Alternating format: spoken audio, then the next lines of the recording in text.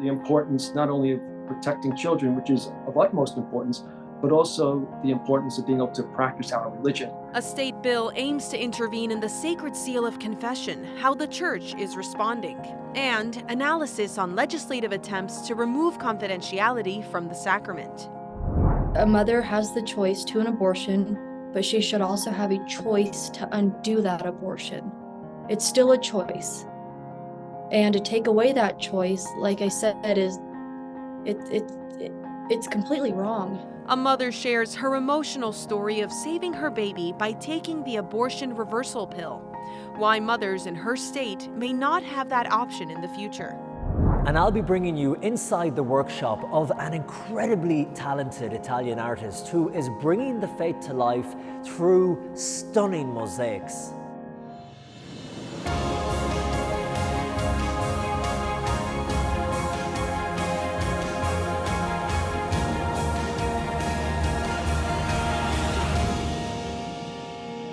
The people that you speak to, they would say this is unacceptable, and certainly we would say it's non-negotiable. Reaction from the Bishop of Wilmington, Delaware, to a legislative proposal in his state that would break the seal of confession, requiring priests in his diocese to report child abuse and neglect revealed by a penitent in the confessional. Welcome to EWTN News In Depth. The sacrament of reconciliation is a foundational element of our Catholic life and church theology, a repentance of sins and a direct plea for God's mercy in confidence, with a priest serving as the confessor. Catholic canon law notes that breaking the seal of silence is grounds for a priest to be automatically excommunicated, something only the Holy Father could forgive. Yet a Delaware lawmaker earlier this month introduced House Bill 74. The bill would repeal the privilege between priest and penitent in a sacramental confession relating to child abuse and neglect, and require a priest to report it in a judicial proceeding. The bill is currently awaiting action in committee as its sponsors line up expert witnesses and public comment. The Diocese of Wilmington, Delaware says the proposal is a clear violation of the First Amendment, protecting freedom of religion. If it goes to vote, we would certainly look to talk to the different legislators who are part of that voting. So that would be the first step. To have our people of Delaware to speak to their legislators. That's part of that, the legal process, certainly in our United States. Those would be the first steps that we certainly would take. And ultimately, it could also be looked at as far as even if this is constitutional. Even last week, Pope Francis, he said that there's no shortage of hotbeds of hatred and revenge. And as priests, as confessors, we need to strive to make hotbeds of God's mercy by offering the sacrament of reconciliation as widely as possible. On Monday of Holy Week, April 3rd, the Diocese of Wilmington is holding its annual Reconciliation Monday. All parish churches will be open for priests to hear confessions and offer absolution in preparation for Easter. Bishop Koenig says protecting vulnerable people from abuse is of utmost importance and underscored that except for the sacrament of confession, his priests are already mandatory reporters under Delaware's child protection laws and through the diocese's own internal policies requiring the reporting of suspected child abuse incidents to civil authorities.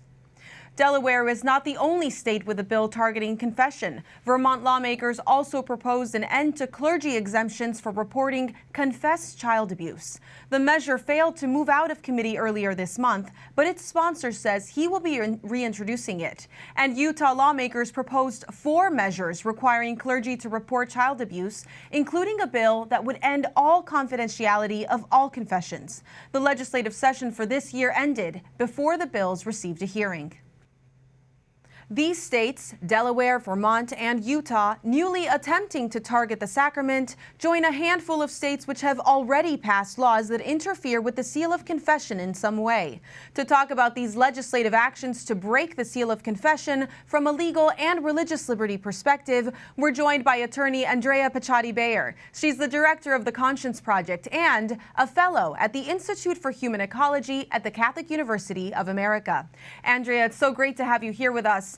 How do bills breaking the seal of confession violate First Amendment rights? And why is this so important to the church? Well, Montse, first, thank you so much for inviting me on. This is a really important issue that I'm glad all of your viewers are paying attention to. First off, you mentioned it. These are laws that are targeting religious activity. And just by targeting religious activity for disfavored treatment, they come into problems with the First Amendment. It's worth noting that other privileges, like the attorney-client privilege, remain in those jurisdictions. So we can see that this is directed towards something that is protected under the First Amendment as religious behavior and activity that needs to be treated fairly and on the same footing as other activity like the conversations between a lawyer and their client. The second is it brings the government into an important aspect of our faith, and that's the sacrament of confession.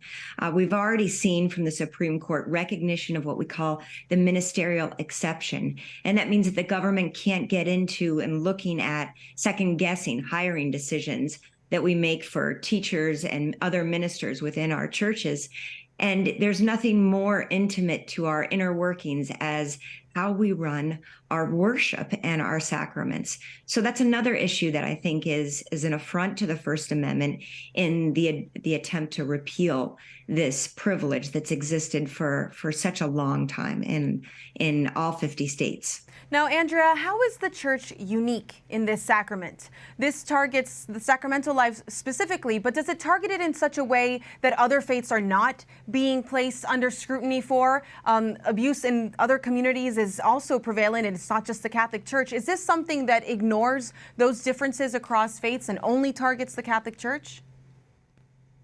You know, I think, Montse, that's a really interesting question. First, as you mentioned at the beginning of your presentation of this issue, priests are required outside of the confessional, both by their diocese and oftentimes in jurisdictions, to share information that they find. And members of our church community are considered mandatory reporters, along with pediatricians, teachers, coaches. That's a really important thing to make clear. So when we're saying that we're pushing against these attempts to kind of lift the seal of confession, it doesn't mean that Catholics aren't serious about child abuse.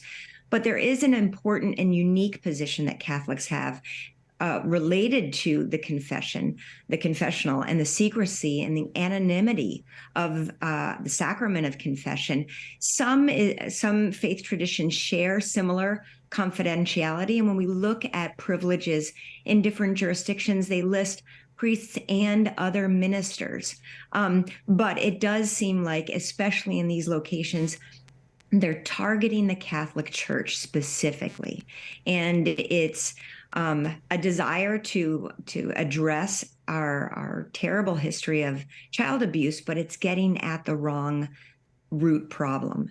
And attacking the confessional and the seal of confession, in my opinion, won't root out abuse, but can almost keep it in the dark.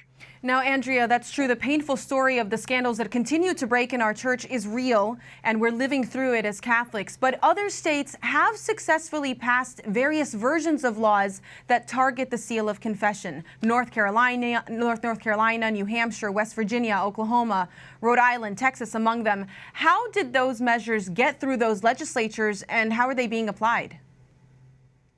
You know, it's very interesting that you raised those. I haven't seen cases where priests were forced to divulge what was said in confession in those jurisdictions. So I think it's probably one of those cases of scoring political points by attacking the church, but finding that in practice, it's not a helpful or useful thing for local law enforcement to try to effectively put a cop in the confessional. And is it possible that we'll see a challenge over these laws in federal courts or possibly at the Supreme Court?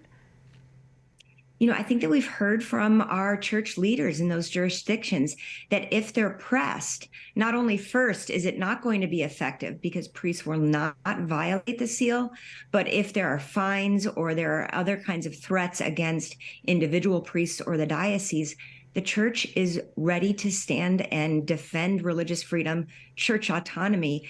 And what I really hope would be avoided in all of this is that in trying to address child abuse, we're not pitting the church and local law enforcement against one another, but instead allowing us to strengthen those bonds that we have outside of the confessional to be able to work with local law enforcement to address instances of child abuse or domestic abuse in general. And to protect the vulnerable. Thank you so much for this analysis, Absolutely. and we'll be watching this carefully.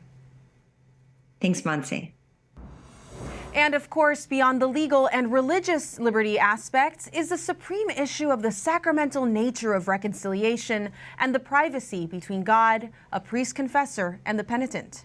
Father Paul Hartman is a canon law expert and has a long history of pastoral care. He served as judicial vicar for the Metropolitan Tribunal in the Archdiocese of Milwaukee. He joins me here in the studio to discuss. Thank you so much for joining us. This is such a critical issue.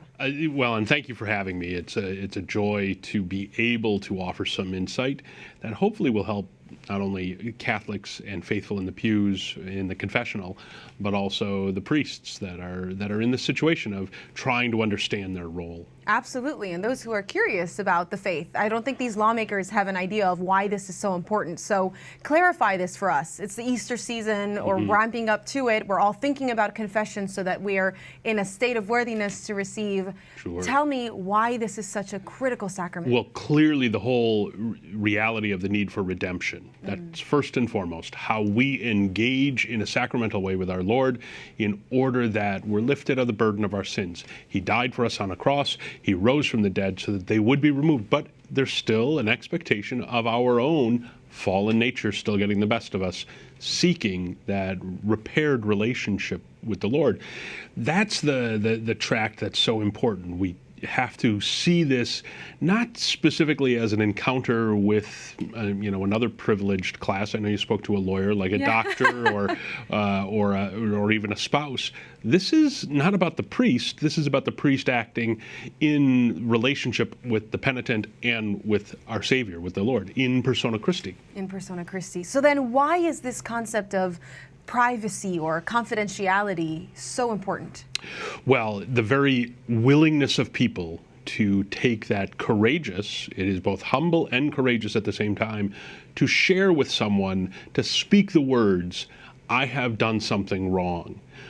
But the payoff is not only in the forgiveness, but it's hearing with the very reality of a voice saying, you are forgiven, your sins are absolved of you. So it's that sense of needing to have that interaction, but we have always done so on the basis of creating the image and the atmosphere of the prayer, of the relationship with Christ. Using a screen, having some anonymity, not allowing the priest to become a detective and ask more penetrating questions.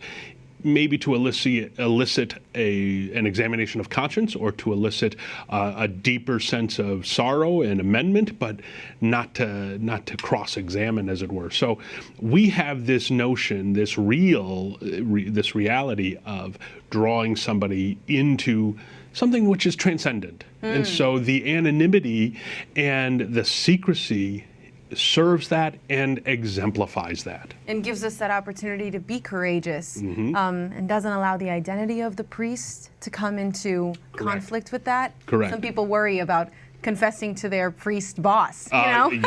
Yes. And those are complicated questions. Yes. As someone who worked with seminarians, you've gotten all kinds of questions, all kinds of hypotheticals. Father, what happens if someone confesses to murder, or they confess to wanting to inflict self-harm, which we know is also sinful? What do you tell them? Well, I think a couple of different levels. With the seminarians are always great because it's a stream of what ifs, and often I tell them at a certain point when I have to kind of bring that class to closure, I'll say, if you actually get that question, we'll write the journal article together at some point, because some of these don't happen as often as people would think.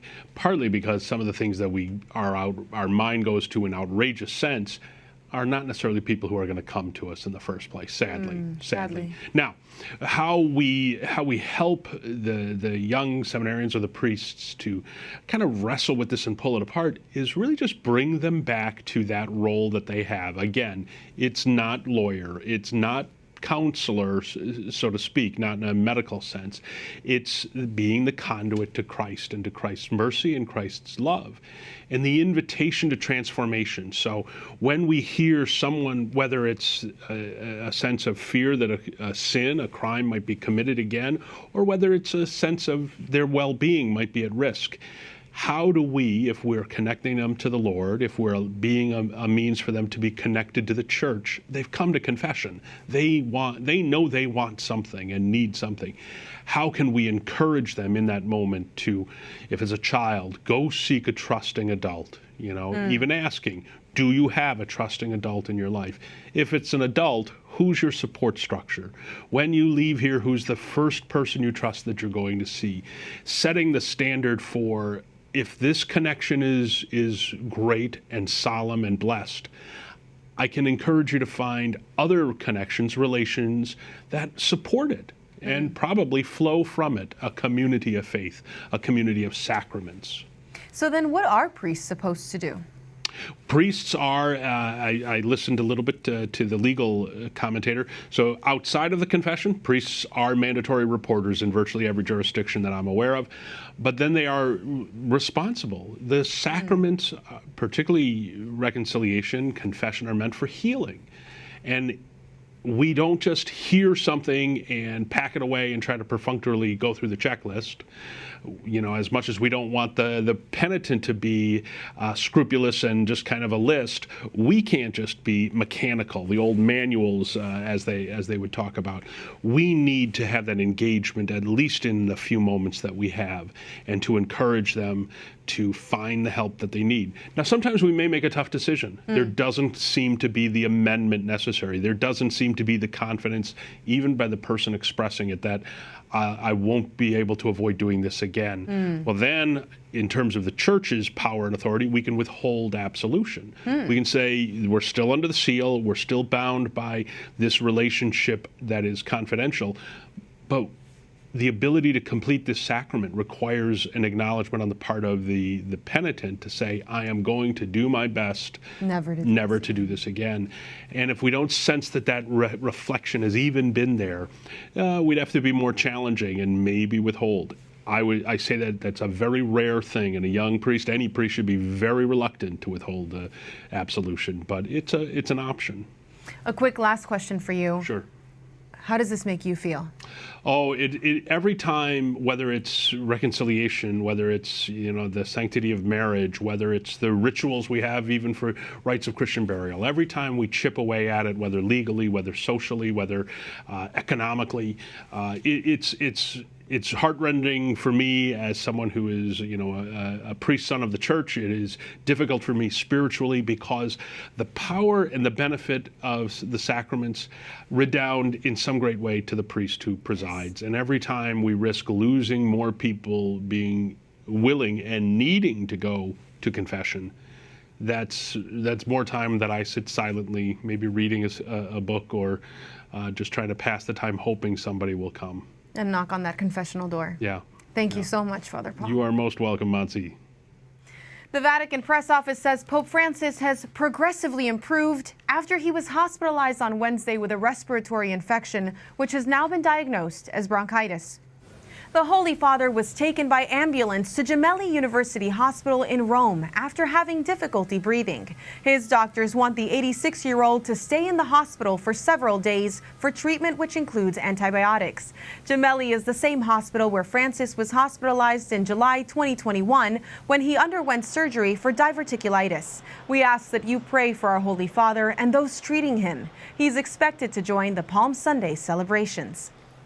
Still ahead on EWTN News In Depth, a shocking new report on the founder of a Catholic organization that helped people with intellectual disabilities, what researchers are revealing and how the community is reacting. We're just going to continue to pray and fight that the pro-life message and the sanctity of life. Plus, moves by one state legislature to remove the option to use the abortion reversal pill. A doctor who leads the first of its kind research institute on medical abortion reversal weighs in.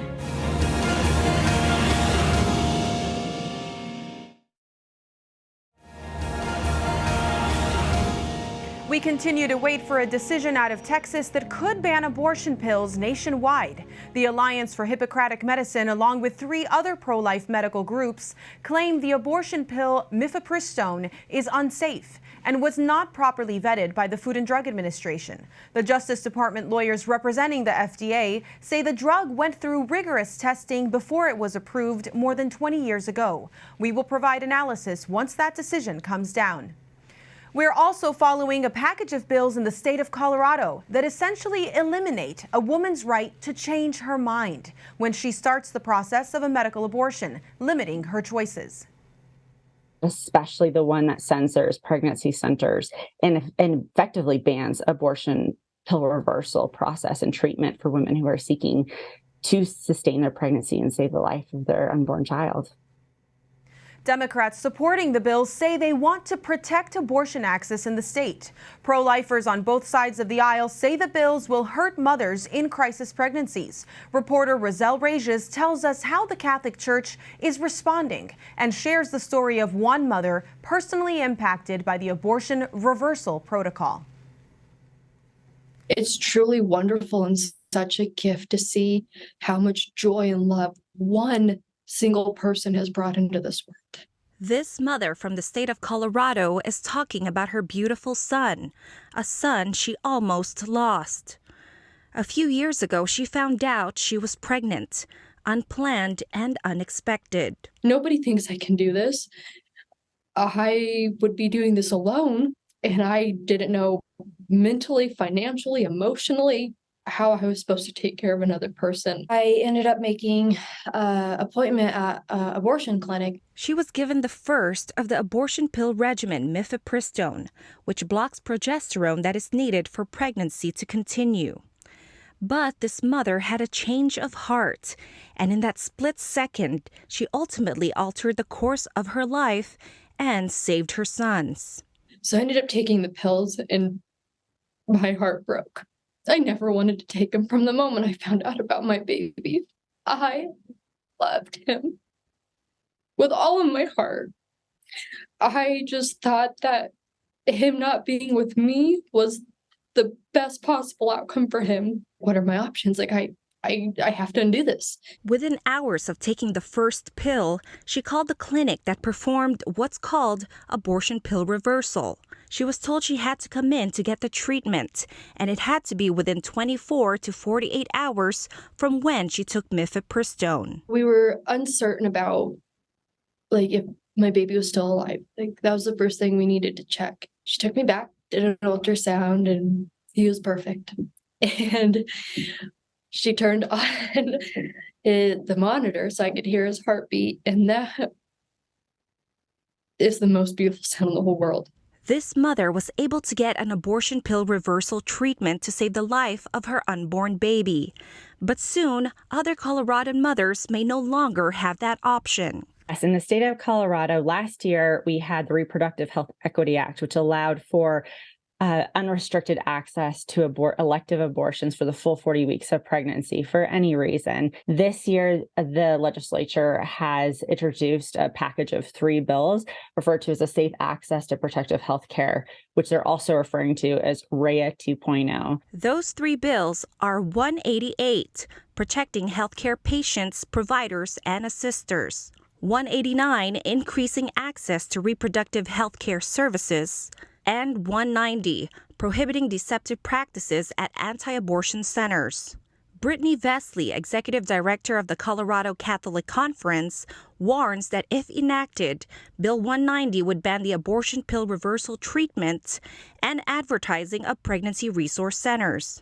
And this ultimately is eliminating choice for women. They're saying you only have one choice after you take the abortion pill because they're going to ban access to progesterone, and that choice is abortion. It would also restrict and censor the good work of our pregnancy centers across the state of Colorado. Bill 190 cites the American College of Obstetricians and Gynecologists, stating that abortion pill reversal is a dangerous and deceptive practice that is not supported by science or clinical standards. However, the American Association of Pro-Life Obstetricians and Gynecologists says otherwise. And women do need to know that there is a second chance if they change their mind after taking mifeprex, they can get progesterone. We know that progesterone will block the effects of mifeprex and can change the chances that her baby will survive from about 25% up to about 68%. Bishops in Colorado, whose diocese partner with or operate pregnancy resource centers, have been speaking out against the bills. The bishops recognize that this violates First Amendment rights. It violates a life, the sanctity of life, first and foremost. The bills have cleared the Senate and are headed to the House for consideration. Vesley says pro-life Coloradans need to make their voices heard. 63% of Coloradans did not want unrestricted abortion access, but that's exactly what the Reproductive Health Equity Act did. That's exactly what all three bills are going to continue to codify and expand. So having as many Coloradans out to testify on these bills is going to be key. Like this mother, who will continue to share her story about choosing life and staying true to her faith. Yes, it was unplanned to me, but it wasn't unplanned to him. And it is his plan. And having a child out of wedlock, I understand that's a sin.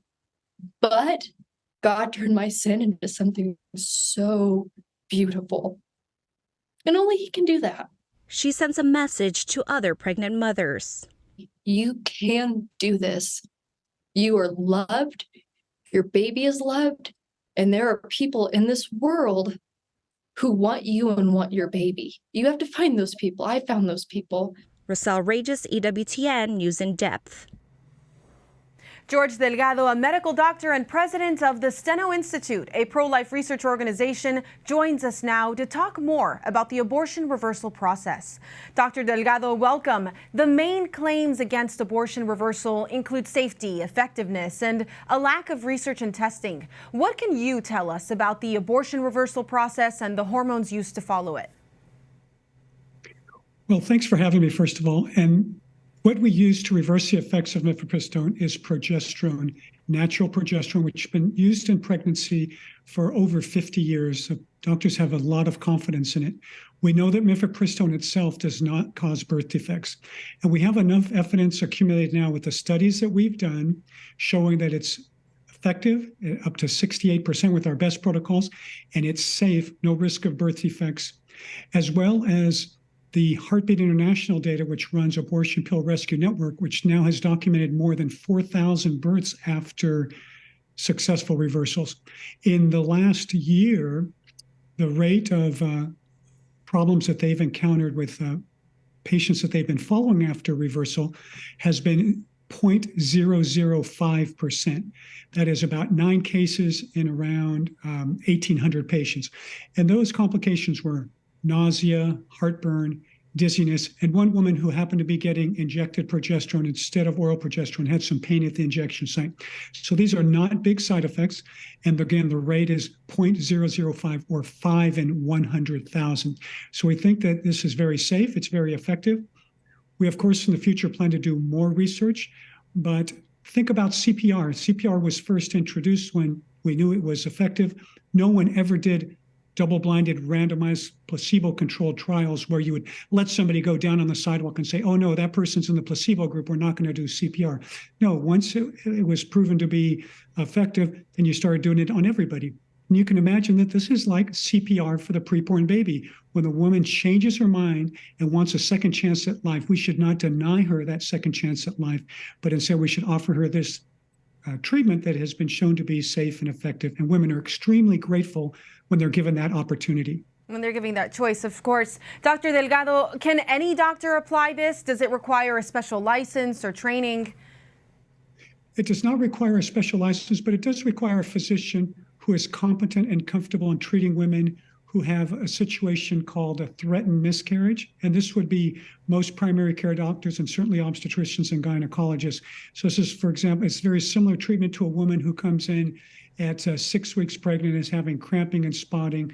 She has low progesterone levels and you supplement progesterone. A very, very analogous situation. So many physicians should be comfortable and competent in treating these women. And what kind of follow-up does this involve? Is it a sonogram? Is it 6 weeks? Is it following them throughout the pregnancy?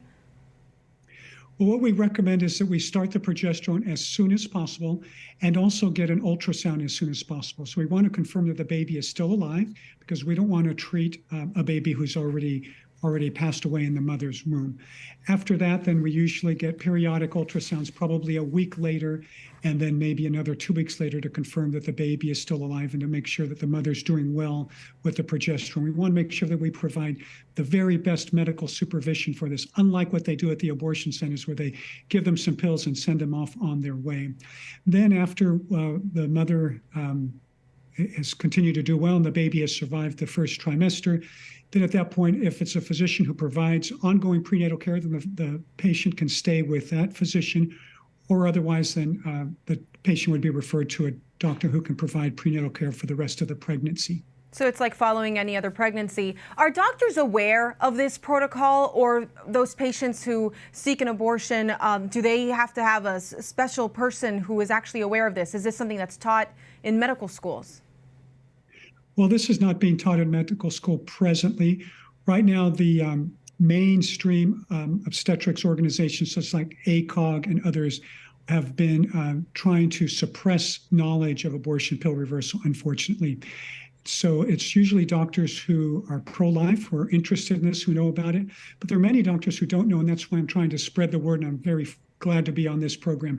We want to make sure that everybody out there knows about this, so that in their sphere of influence, they can spread the word about abortion pill reversal being safe and effective, so that when a woman takes that abortion pill, mifepristone, and changes her mind, either she already knows there's a possibility of reversal, or some confidant with whom she'll counsel will tell her, hey, I've heard about abortion pill reversal. Or sometimes they'll do an online search and they'll get to the Abortion Pill Rescue Network website, which is abortionpillreversal.com, and learn more there. The Abortion Pill Reversal Network has over 1,500 doctors and clinics who are in the network, who are ready, able, competent, and caring, and want to help these women who choose to reverse their medical abortions. And Dr. Delgado, have you ever treated a mother who regretted this reversal process? I have not treated anyone who's regretted trying to reverse her chemical abortion. And even women whom I've treated who unfortunately did not have successful reversals and the abortion completed, even though we tried to stop it, even those women were extremely grateful that they took the chance and they took the opportunity to try to stop the chemical abortion. So no, I've never heard of any cases at all of any woman who's regretted trying to reverse the chemical abortion. On the other side, of course, I've heard of many women who never had that opportunity or otherwise had abortions who regretted their abortions. Well, we hope to continue sharing this information and are grateful for your institute and your advocacy. Thank you so much. You're welcome. Thanks for having me. Go to stenoinstitute.org. There are hotlines to speak with professionals about the abortion reversal pill across the country, including this one on your screen, 1-877-558-0333. That helpline is open 24/7. When we talk about spiritual fasting, it is not fasting from food just to be hungry. We're fasting from food in order to detach us from the things of this world. The fruits of fasting, how empty stomachs can lead to full hearts. And for the first time, footage is released of an imprisoned bishop in Nicaragua. His message to the public.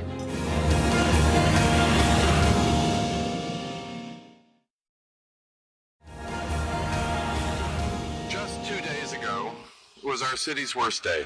She had this amazing confidence, but she was a person of grace. Remembering the victims. The city of Nashville in mourning after a deadly school shooting took the lives of 6 people, including children. Friends, family, and strangers gathered for a vigil Wednesday to honor the victims. The tragic shooting at the Covenant School, a Christian elementary school, leads our week in review. So far, investigators say they're still trying to figure out a motive for the shooting. Officials released video of the moments the shooter, 28-year-old Audrey Hale, shot open the glass front doors and began walking through the halls of the building. She was armed with 2 assault-style weapons and a handgun. You can see alarm lights flashing throughout the school. The deadly rampage lasted about 14 minutes before she was shot and killed by police. The victims are 3 9-year-olds, William Kinney, Evelyn Deekhouse, and Haley Scruggs, the daughter of lead church pastor Chad Scruggs, as well as 60-year-old Catherine Kuntz, the head of the school, 61-year-old Mike Hill, a custodian, and 61-year-old Cynthia Peak, a substitute teacher there just for the day. Police believe the victims were fired upon at random. Members of the Covenant staff laid down their lives attempting to protect the children in their care. The preparation and actions of the Covenant staff most assuredly saved lives. Our police officers have cried and are crying with Nashville and the world. Investigators say the shooter attended the school as a child and may have harbored some kind of resentment. Police have noted that the shooter did have a mental health disorder and was under a doctor's care. Detectives say Hale bought 7 weapons at 5 different stores. The guns were purchased legally. Gun control advocates are now demanding change.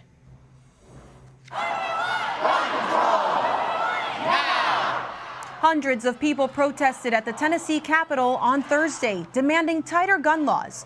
Demonstrators managed to get inside the Capitol building. Gun regulation policies are not expected to change in Tennessee. On the national stage, the debate over gun reform made it to Capitol Hill, where arguments erupted outside the chambers of Congress. While President Biden has called for Congress to take action, there are no new gun control measures in the pipeline. At least 38 men have died and dozens of others were injured after a fire at a migrant detention center in the city of Ciudad Juarez, which lies on the U.S.-Mexico border. Authorities say on Monday, migrants placed mattresses against the bars and lit them on fire because they heard they would be deported. Some surveillance video shows guards walking away and making no apparent attempt to open the cells before smoke fills the room. Tensions between migrants and authorities have apparently been high in recent weeks in Ciudad Juarez, where shelters full of people are waiting for asylum or for an opportunity to cross the border into the U.S.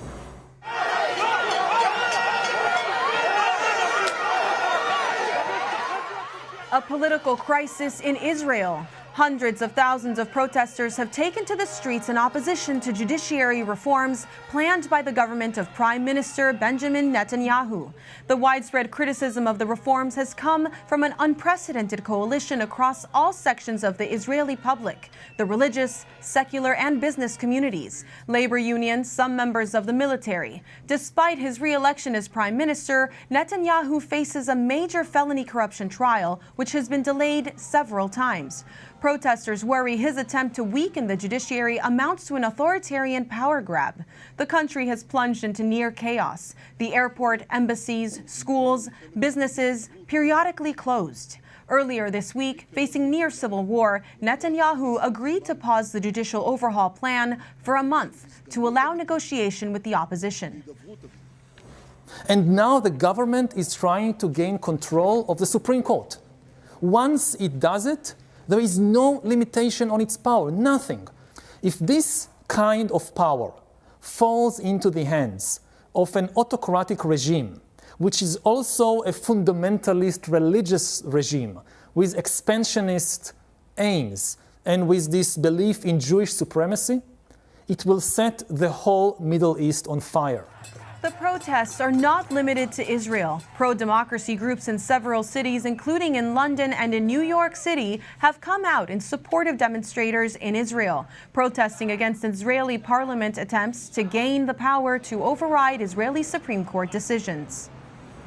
A new report provides details of how Jean Vanier, a prominent layperson who founded the L'Arche Federation, abused dozens of women. The L'Arche Federation is an international network of communities for people with and without intellectual disabilities to live and work together.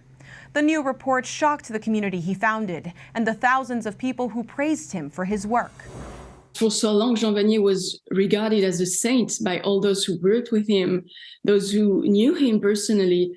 when he died in 2019, countless tributes were published, were said about him. Pope Francis himself praised him. He expressed his gratitude for his work and testimony. But the fact remains that Vanier's work has undoubtedly inspired countless faithful around the world for decades.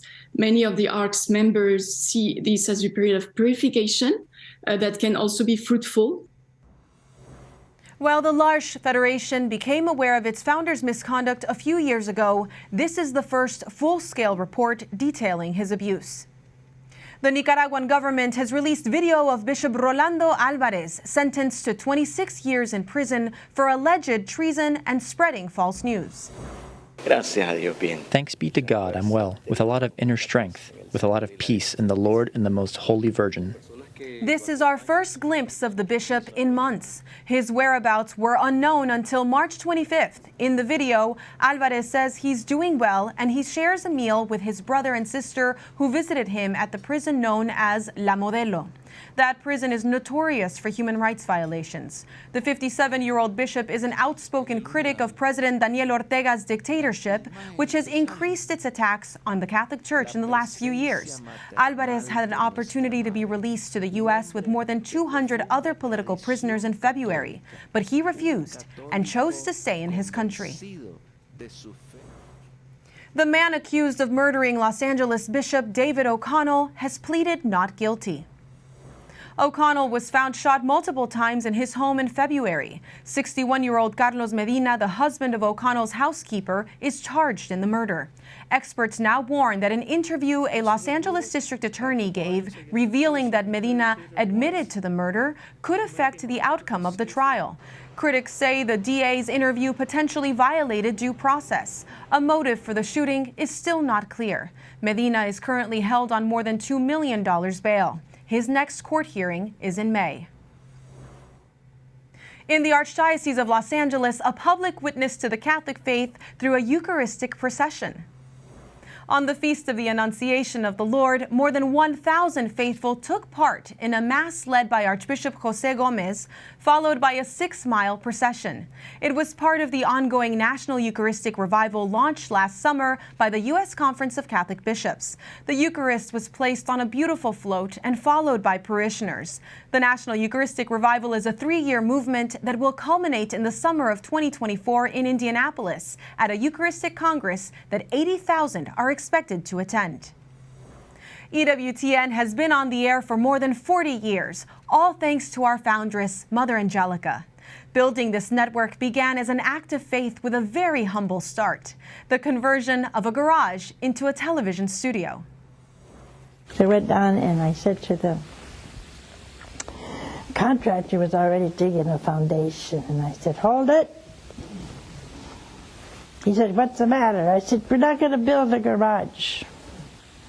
He said, "What are you going to build?" I said, "A television studio." He said, "A what?" I said, "Television studio." We did. We did. The wonderful story. I have a book on it. You ought to get one. It shows all the wonders of God's providence. Unbelievable providence. He wanted this network for you in these serious times. Monday was the 7th anniversary of Mother Angelica's death. We hope you will offer prayers for Mother in gratitude for her work and witness to the faith, as well as for the mission of EWTN that she set forth and that we strive to meet every day. Coming up, small pieces of tile and glass come together to make incredible art. We take you behind the scenes to show you how these masterpieces are created. Putting one in touch with one's deepest hunger, which is the hunger for God. But first, hunger for God. How physical fasting draws Christians spiritually closer to Jesus when we return.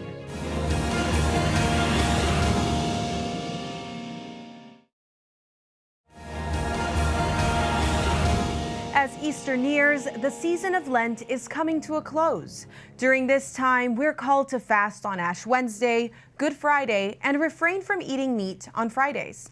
We also make a personal sacrifice, whether it's not indulging in your favorite treat or using more of your time to help others. But fasting is not just restricted to Lent. Mark Irons explains why we're called to fast beyond this season in this week's This Catholic Life report. Time to eat. For much of the developed world, food can be consumed anytime, anywhere. Plans and routine are created around food and drink. Ash Wednesday upends the schedule with the start of Lent. 40 days of sacrificial preparation for Easter begins with a fast from food. I think everyone should do it as a practicing Catholic. But how seriously do we take fasting? Roman Catholics ages 14 and up are to abstain from eating meat on Fridays during Lent. Ages 18 to 59 are obligated to fast and abstain on Ash Wednesday and Good Friday. To be honest, I don't fast in that days. On fast days, Catholics are permitted to have one full meal as well as two smaller meals that together are not equal to a full meal. The fruits of fasting can be abundant.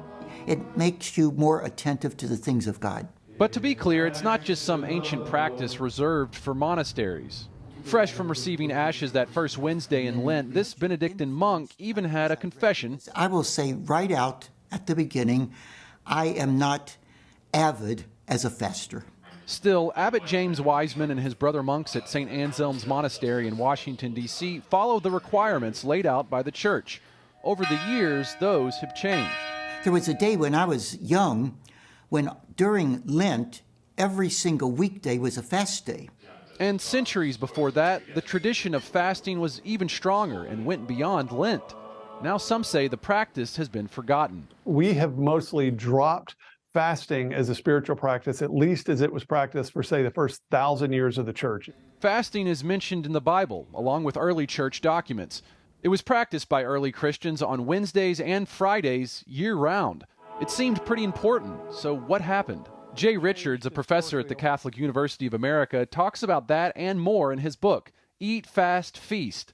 Heal Your Body While Feeding Your Soul, a Christian Guide to Fasting. Fundamentally, what changed historically over time is what I would call the death by 1,000 dispensations. Over the centuries, as Catholics spread out around the world, different living, working, or dietary conditions led to bishops granting exemptions from having to fast. Different dispensations to account for local circumstances that might have made sense at the time, but you add these up over hundreds and hundreds of years, what you find is just a kind of slow degradation of fasting as a genuine spiritual discipline. Christ our Lord. Amen. In the Durer household, the discipline lives on. It's Friday, and Leah Durer is serving up soup and sandwiches for her children. Missing from this meal is the meat. I'm going to not eat meat on Fridays because this was the day the Lord was crucified. It's possible many aren't aware, but even outside of Lent, every Friday is considered a penitential day in the life of the Church.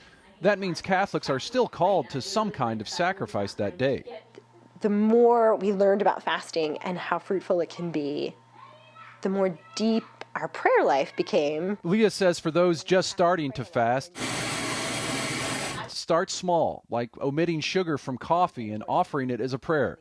The family incorporates fasting in different ways throughout the year, including before particular feast days like Christmas. You have to fast before you can feast. You really appreciate that cookie at Christmas morning so much when you're hungry from not having anything but kind of the basics the day before. So if the fast of Lent prepares for the feast of Easter, that could call into question the timing of the parish fish fry, a tradition found at some Catholic parishes on Fridays during Lent. Does it feel like fasting from meat or feasting on fish? Probably both. It kind of feels like a feast. Oh, it's definitely a feast. I will say for those people who are carnivores, switching to fish is an abstinence. To learn more, we visited the Blue Ridge Mountain Range and heard from a Trappist monk and leader of his monastic community in Berryville, Virginia. Abbot Joseph Whitstock says it may be a matter of portions. You might as well eat the meat if you're going to eat just as much fish, you know. Then you're not really being penitential. As a religious community, Trappists are very intentional about fasting. Abbot Whitstock explained just one way spiritual growth can be achieved through the practice. You are going against your natural inclination to eat more and to eat more. Each time you do that, the will is being strengthened. And strengthening of the will can help to overcome other vices or temptations that lead to sin. That strengthening translates across dimensions then into other areas of one's life. The abbot reminds us food isn't bad, it's very good, a gift from God. And some people shouldn't fast or can't due to health reasons. But he says modern culture has a problematic relationship with food, and there is evidence in two extremes. On one end, excessiveness and the issue of obesity, and on the other, eating disorders and an obsession with body image. It's all about finding that healthy middle ground.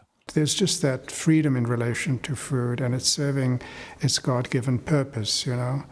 For Leah Durer, the art of fasting intentionally and spiritually didn't come overnight, but it was inspired through reception of the sacraments. The beauty of confession and frequent confession, and which led to the beauty of sacrificing and fasting and abstaining, and how much that just lends itself to a detachment from earthly things. The detachment from earthly things, part of the preparation for heaven. Mark Irons, EWTN News in Depth. A great reminder that the ultimate hunger is a hunger for Christ. And the story of an Italian artist and his incredibly talented team who are creating these beautiful mosaics to be shown in churches and cathedrals all over the world.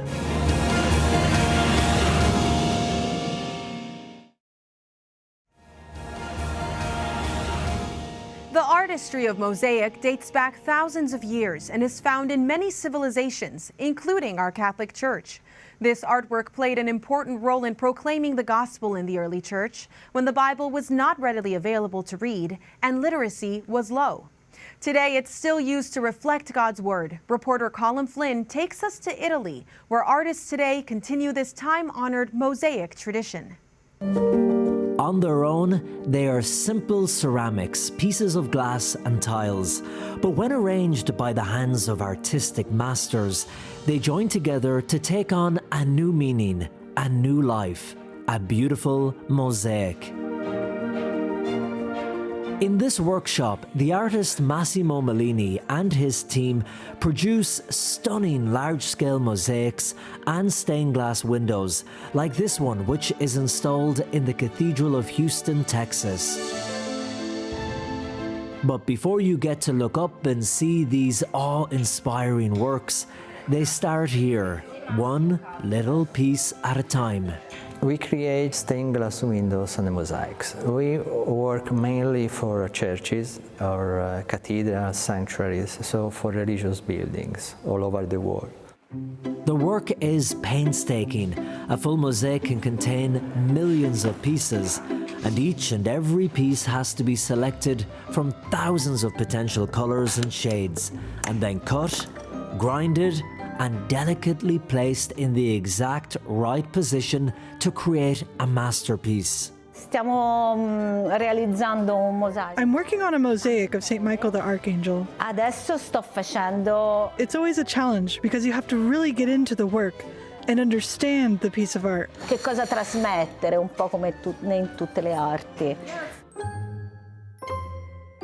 For Massimo, creating beautiful mosaics is something that runs deep. This company was started and built by his late father, and as a young boy, he would help out in the workshop.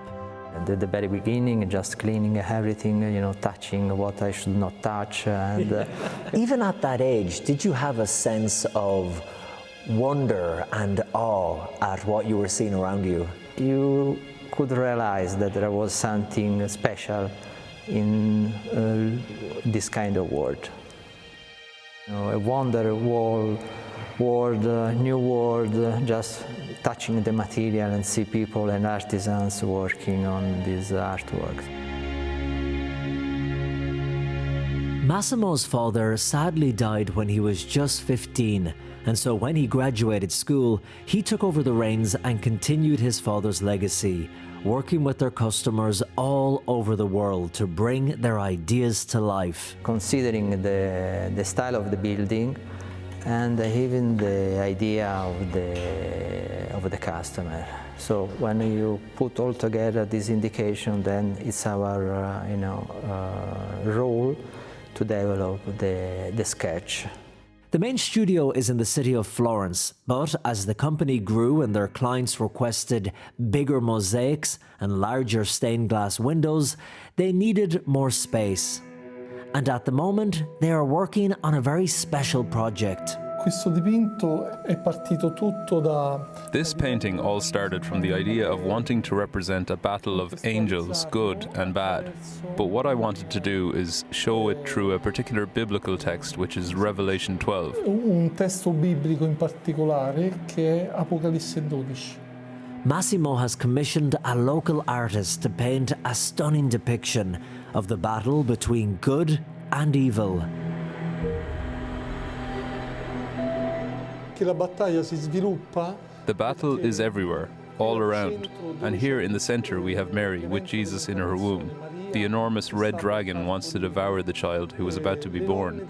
Then the good angels run in defense of Mary, the angels who have said yes to God. Corrono in difesa.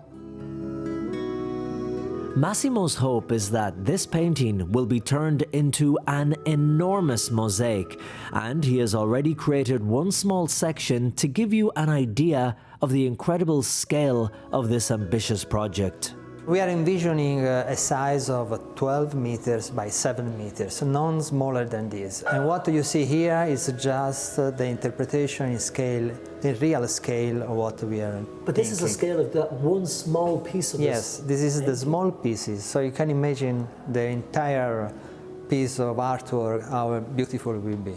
And for Massimo, he says his art will always stay true to tradition, a classical religious look, to help portray and communicate the depth of the faith. Outside Lucca in Italy, Colm Flynn, EWTN News in Depth. That does it for our show. At this time next week, the EWTN network will have special programming for Easter weekend. We'll see you the following week for more news impacting your life and faith journey. See you then.